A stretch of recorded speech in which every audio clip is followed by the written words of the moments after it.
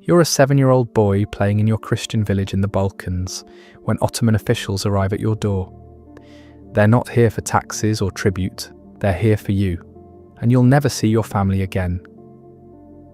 The Ottoman Empire lasted over 6 centuries, stretching across 3 continents and controlling the fate of millions. We remember it for magnificent architecture, powerful sultans, and strategic brilliance. But behind the golden facades of palaces and the glory of conquest lay sexual practices so disturbing that even contemporary observers struggled to document them. These weren't isolated incidents or cultural misunderstandings. They were systematic policies that turned human sexuality into a weapon of control, exploitation, and terror. What you're about to discover comes from Ottoman administrative records, eyewitness accounts from diplomats and travelers, and archaeological evidence that reveals how an empire weaponized the most intimate aspects of human experience. The practices we'll explore weren't aberrations, they were institutional policies that shaped the lives of millions across centuries. The most chilling aspect isn't just what happened, but how methodically it was organized. The Ottomans kept meticulous records of everything, including the systematic exploitation of children, the operation of forced castration centers, and the management of sexual slavery on an industrial scale. These documents still exist today, filed away in archives, waiting for historians brave enough to examine them. But before we continue, if you enjoy dark and forgotten history, consider subscribing and comment where you're watching from. It helps us a lot to make more videos like this. Now back to the video. Let's begin with perhaps the most psychologically devastating practice of all, the devshirme system, also known as the child levy or blood tax. Every few years, Ottoman officials would sweep through Christian villages in the Balkans, conducting what they called collecting. But they weren't collecting taxes or goods, they were collecting children. The process was terrifyingly efficient. Officials would arrive in a village with detailed records showing exactly how many Christian families lived there, how many boys of the right age were available, and when that village had last contributed to the levy. They kept spreadsheets of human misery, tracking children like livestock across their empire. Boys between the ages of 7 and 20 were prime targets, though the preferred range was much younger. Some records show children as young as 4 being taken, torn from their mother's arms, by officials who viewed their tears as simply the cost of imperial administration. The selection process was methodical and cruel. Officials examined each boy like they were purchasing horses, checking their health, their intelligence, their physical development. But here's what makes this practice particularly horrifying. These children weren't being taken to die in mines or fields. They were being taken to serve the empire in the most intimate ways possible. The brightest and most attractive boys would be sent to the palace, where they would be converted to Islam, given new names, and trained to serve the Sultan's personal needs. The process wasn't just about acquiring servants, it was about complete psychological reconstruction. The children were immediately separated from anyone who spoke their language. They were forbidden to use their birth names or speak of their families. Any sign of attachment to their previous life was beaten out of them. Within months, most couldn't even remember their original names. They became blank slates upon which the empire could write whatever identity served its purposes. Many of these boys were destined for the Janissary Corps, the empire's elite military unit. But even this seemingly honourable fate came with a dark twist. The Janissaries were expected to remain celibate and completely devoted to the Sultan. Their only intimate relationships were with each other, creating a military culture where homosexual relationships weren't just tolerated, but became institutionalized. The empire even created a specific military unit called the Chivalek Battalion to manage these relationships. This wasn't some informal arrangement. It was an official military formation with its own command structure, regulations, and purpose. The battalion existed specifically to channel and control the homoerotic relationships within the Janissary Corps, ensuring that sexual tensions didn't disrupt military discipline. Historical records describe how this battalion operated with disturbing detail. Members held privileged positions and had access to resources that other soldiers didn't. They were essentially professional partners for higher-ranking officers, their military service inseparable from their sexual availability. The Empire had created a system where military advancement could depend on sexual submission to superiors. But the Devshirme system had an even darker purpose. The most attractive boys, those deemed too beautiful for military service, were set aside for a different fate entirely. These children were destined for the palace's private quarters, where they would serve the Sultan and his courtiers in ways that defy modern comprehension. Some of these boys were castrated to become eunuchs. The process was brutal and often fatal. Most castrations were performed in Egypt or Ethiopia, where Islamic law's prohibition against the practice could be circumvented by having Christians or Jews perform the operations. The mortality rate was staggering. Historical accounts suggest that only 10% of boys subjected to castration survived the procedure. Think about that for a moment. The Empire was so committed to acquiring eunuchs that they were willing to kill 9 out of every 10 boys to get 1 survivor. The mathematics of this system are chilling. If they needed 100 eunuchs, they were prepared to mutilate 1,000 children, watching 900 die in the process. The survivors faced a fate that many considered worse than death. African boys typically had their entire genitalia removed, becoming what the Ottomans called black eunuchs. These eunuchs were considered more trustworthy around the Sultan's women and often rose to positions of significant power within the palace hierarchy. European boys from the Balkans usually had only their testicles removed, becoming white eunuchs who served primarily in administrative roles. The psychological impact on these children cannot be overstated. They were not only physically mutilated, but completely severed from any possibility of normal human relationships. They could never marry, never have children, never experience sexual intimacy as nature intended. They existed solely to serve an empire that had stolen everything from them, including their basic humanity. But castration wasn't the only fate awaiting beautiful boys in the Ottoman system. Some were designated as Köçek dancers, young male performers who dressed as women and entertained at parties and celebrations. These boys occupied a disturbing space between genders, neither fully male nor female in the eyes of Ottoman society. The audiences at these performances were notorious for their violent behaviour. Historical accounts describe men becoming so aroused by the young dancers that they would fight each other for the opportunity to sexually assault them. Glasses were broken, voices were lost from shouting, and people were sometimes killed in the chaos that surrounded these performances. The dancers themselves had no protection from this violence. They were expected to submit to whatever advances came their way. Their bodies treated as entertainment for crowds of drunk and aggressive men. The practice became so associated with sexual violence that it was eventually suppressed, but only after generations of boys had been subjected to this systematic abuse. Perhaps most disturbing of all was a practice known as the Tavsanolan system. The term translates roughly to bunny boys, a euphemism that barely conceals the horrific reality it describes. These were young Christian boys, typically Greek or from other European regions, who were brought to the palace specifically for the sexual gratification of high-ranking officials. Unlike other forms of palace service, the Tavsanolan system operated in complete secrecy.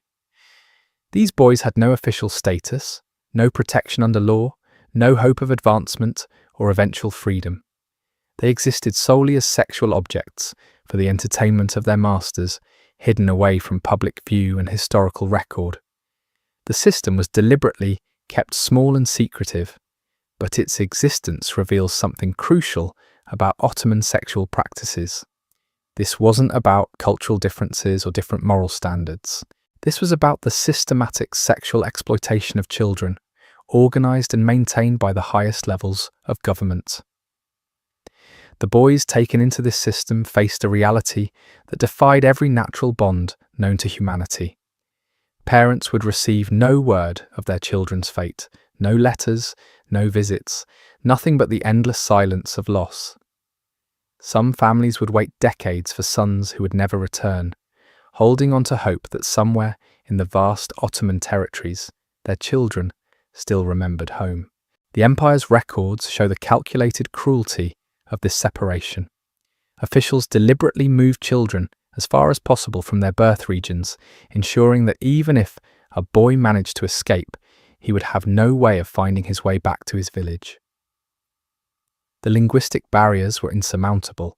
A boy taken from a Serbian village might find himself in Constantinople, surrounded by Turkish, Arabic, and Persian speakers, his native language becoming a useless relic of a past he was forbidden to acknowledge. But the psychological destruction went deeper than mere separation. The conversion process was designed to erase not just religious identity, but cultural memory itself. Boys were given new names that bore no resemblance to their birth names. They were taught that their previous lives had been lives of ignorance and sin, that their families were infidels deserving of conquest. They were forced to participate in rituals that mocked their former faith, sometimes even required to spit on crosses or burn Christian texts. The most psychologically devastating aspect was how the system turned victims into perpetrators. Boys who survived the initial trauma and adapted to palace life often became the ones selecting the next generation of victims.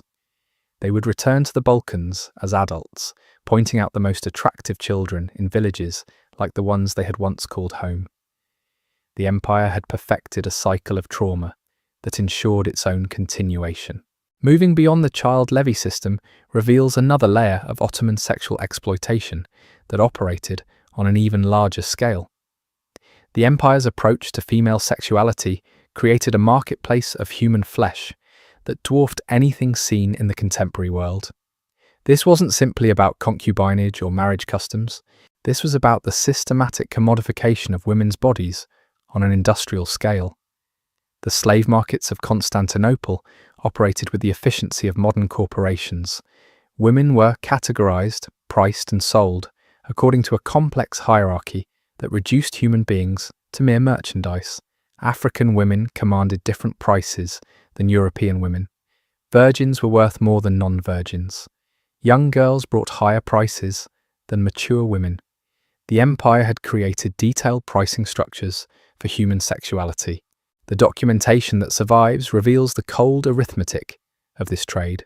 A typical African girl might sell for 1,500 to 2,500 kurus if intended for household work. But if she was destined for sexual use, the price could double or triple.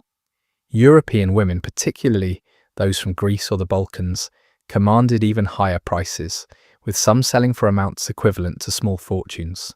The most expensive category was reserved for what the Ottomans called odalisks, women specifically trained for sexual service in imperial harems. These women could sell for tens of thousands of kurus, their value determined by beauty, training, and perceived fertility.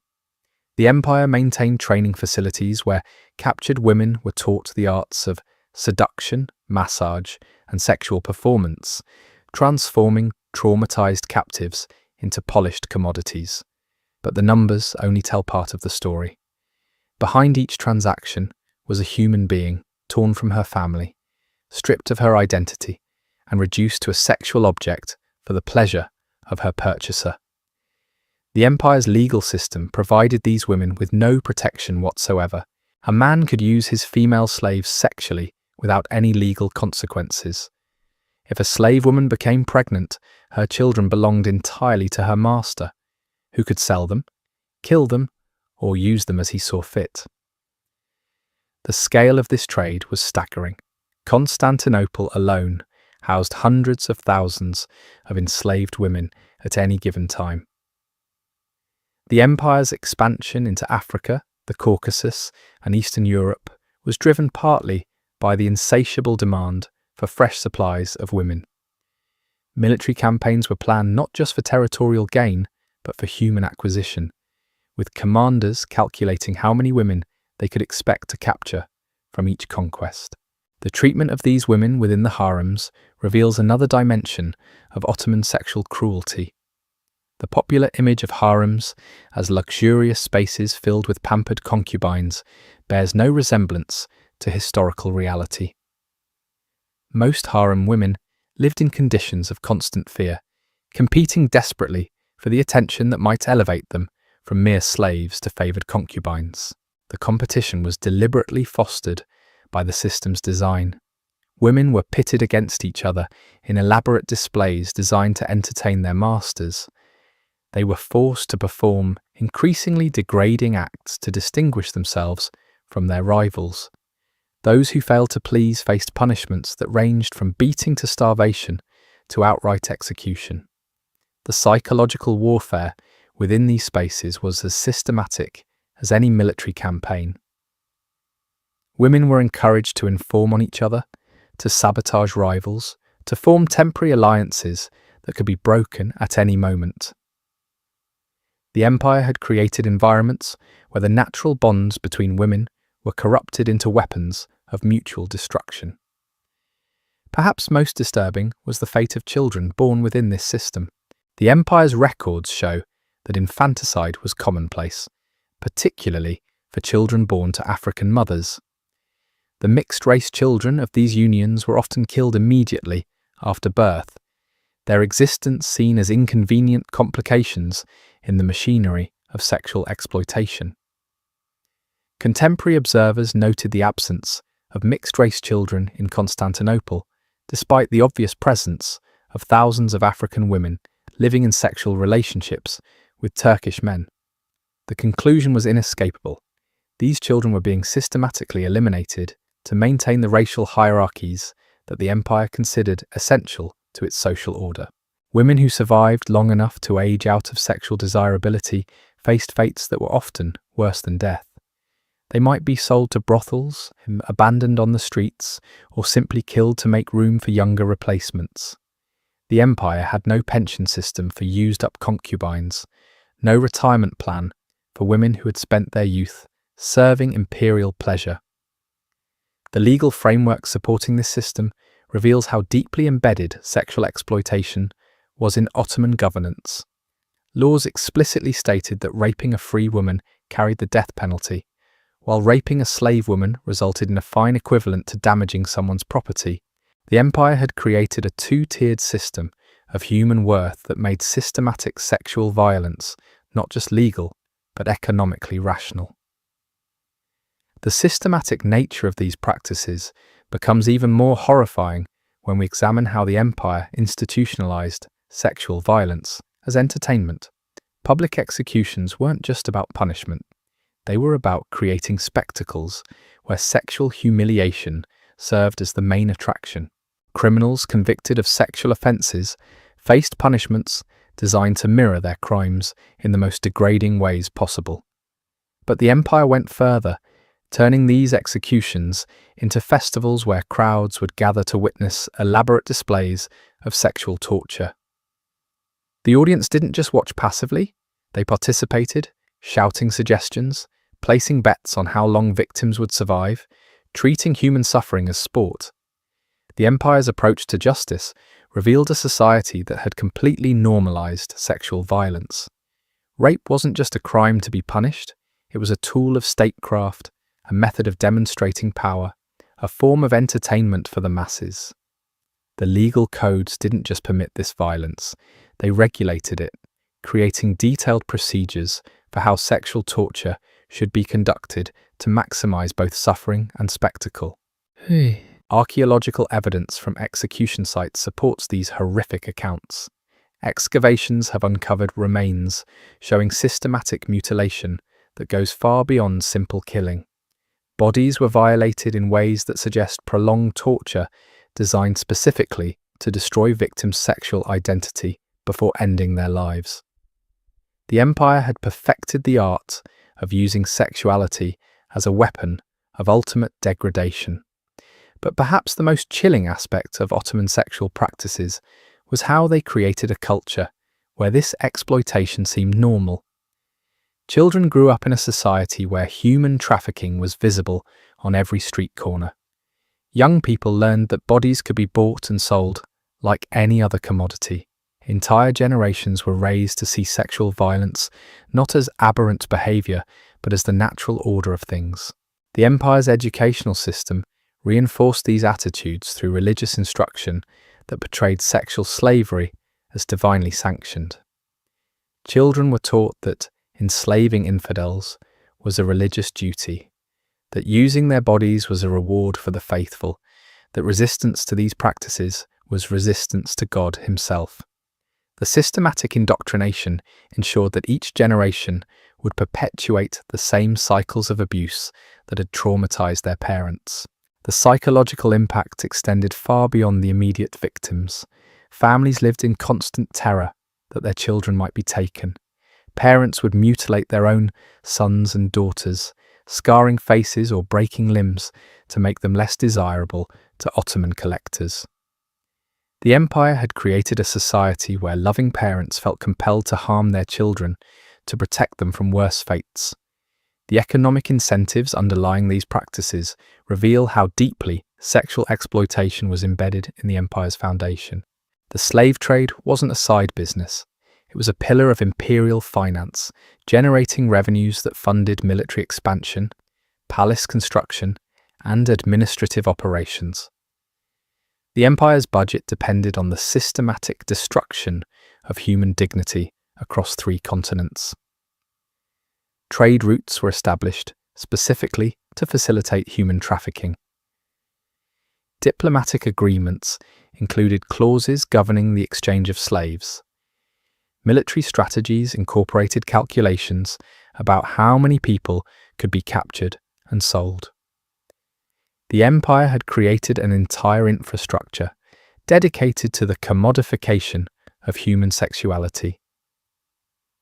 The documentation of these practices exists in disturbing detail because the Ottomans were meticulous record keepers. They maintained ledgers tracking the ages, origins, and prices of enslaved people. They kept inventories of palace harems, listing women like furniture or livestock. They preserved correspondence between officials discussing the sexual preferences of their superiors and how to satisfy them through strategic procurement. These records survive today in archives across Turkey, providing undeniable evidence of systematic sexual exploitation that operated for centuries. The empire's own bureaucrats documented their crimes with the same attention to detail they brought to tax collection or military planning. They saw nothing shameful in their actions because they lived in a society that had completely normalized the sexual exploitation of vulnerable populations. The international response to these practices reveals how thoroughly the Ottoman system corrupted diplomatic relations. Foreign ambassadors wrote detailed reports about the sexual horrors they witnessed, but framed them as cultural differences rather than human rights violations. European powers that might have intervened were too busy profiting from Ottoman trade routes to risk diplomatic incidents over the fate of enslaved children and women. The empire's influence spread these practices far beyond its borders. Ottoman sexual customs were adopted by client states and trading partners who saw them as sophisticated approaches to population management. The systematic exploitation of sexuality became a model that other powers emulated, spreading the empire's particular brand of sexual violence across the known world. As the Ottoman Empire finally began to decline in the 19th and 20th centuries, these practices didn't simply disappear. They evolved, adapted, and found new forms of expression. The infrastructure of sexual exploitation that had operated for centuries left deep cultural scars that persisted long after the empire's collapse. The most tragic aspect of this entire system was how it destroyed the possibility of normal human relationships for millions of people across generations. Children who survived sexual trauma grew up unable to form healthy bonds with others. Women who escaped slavery carried psychological wounds that never healed. Men who participated in these systems of exploitation lost the capacity for genuine intimacy or compassion. The Ottoman Empire's sexual practices represent one of history's most systematic examples of how power can corrupt every aspect of human experience. These weren't isolated incidents or cultural misunderstandings. They were deliberate policies designed to reduce human beings to objects for the gratification of those in power. The empire created an entire civilization built on the systematic destruction of human dignity, and the consequences of that destruction echoed across centuries. Today, as we examine this dark chapter of human history, we're confronted with uncomfortable questions about power, exploitation, and the capacity of human beings to inflict suffering on others. The Ottoman Empire's sexual practices remind us that civilization is far more fragile than we might wish to believe, and that the systematic dehumanization of vulnerable populations can become normalized with terrifying ease. The records are there, waiting in archives for historians brave enough to examine them. The archaeological evidence continues to emerge from excavation sites across former Ottoman territories. The genetic legacy of these practices can still be traced in population studies across 3 continents. History doesn't disappear simply because it makes us uncomfortable. Doesn't disappear. Understanding these practices isn't about condemning modern Turkey or Islam. It's about recognizing how power structures can corrupt human sexuality and turn intimate relationships into weapons of control. It's about remembering the millions of victims whose suffering has been largely forgotten by history, and it's about ensuring that we remain vigilant against the conditions that allow such systematic exploitation to flourish. The Ottoman Empire lasted over 6 centuries and controlled the lives of millions of people. Its approach to human sexuality shaped the experiences of countless generations and left scars that persist to this day. These weren't ancient practices from a distant world. The last Ottoman Sultan was deposed in 1922 within living memory of people still alive today. This history is closer than we might think, and its lessons remain painfully relevant. The most horrifying aspect of Ottoman sexual practices wasn't their brutality, though that was certainly extreme. It was their systematic nature, their normalization, and their integration into every aspect of imperial governance. The empire had created a machine for the sexual exploitation of human beings, and that machine operated with bureaucratic efficiency for hundreds of years. Understanding how such systems develop and persist is crucial for preventing their return in new forms. Human dignity is not negotiable, regardless of power structures, cultural differences, or historical context. The Ottoman Empire's sexual practices represent a complete abandonment of that principle, and the consequences were catastrophic for millions of people across centuries. Their stories deserve to be remembered, their suffering acknowledged, and their humanity restored through historical truth.